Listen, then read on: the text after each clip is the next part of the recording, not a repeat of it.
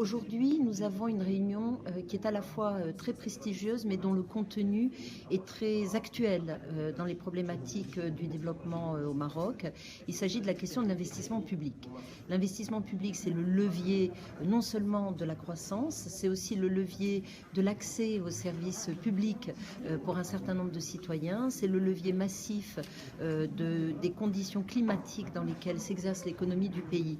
Dans ces conditions, c'est très important d'explorer comment faire de l'investissement public vraiment un levier efficace pour bénéficier le plus possible de la dépense qui engendre par ailleurs une dette. Donc il faut en tirer le meilleur.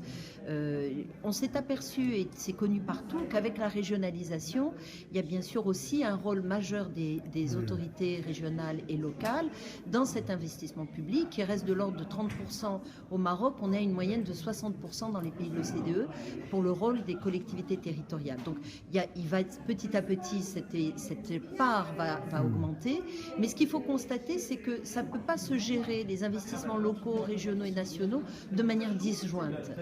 Il faut que cet ensemble soit aligné selon des modalités de gouvernance qui permettent de tirer le meilleur, suivre des objectifs communs, éventuellement partager les financements, mobiliser les autres acteurs de la société, notamment les acteurs privés.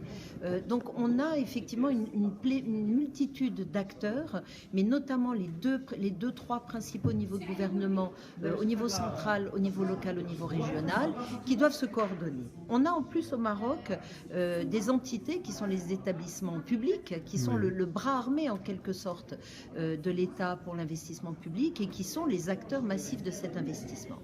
Aujourd'hui, on va discuter des moyens selon lesquels ces différentes institutions s'organisent ensemble pour définir des priorités communes.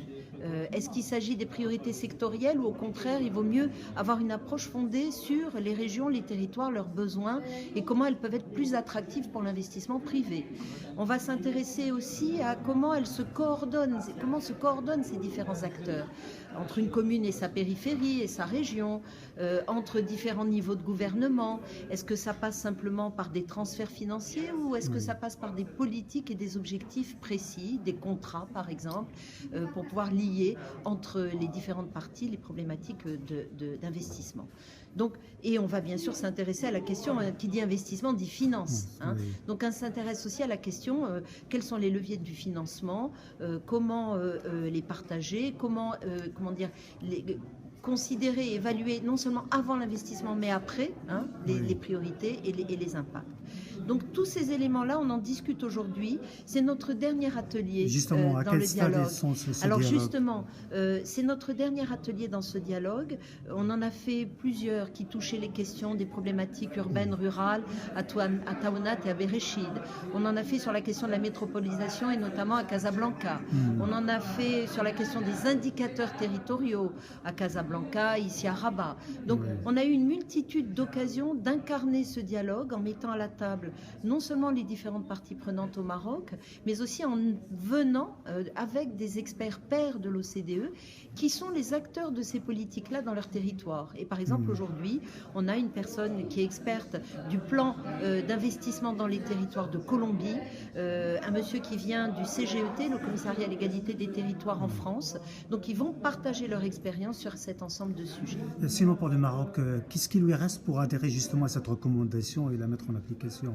Alors, la question d'adhérer est très simple. Il suffit qu'il y ait une volonté qui s'exprime par le gouvernement marocain pour dire nous considérons que cette recommandation est pertinente et donc le Maroc la soutient et s'engage en quelque sorte à ce que ce soit un objectif. Ce n'est pas une recommandation contraignante, elle ne va pas changer les lois ou les règlements du Maroc.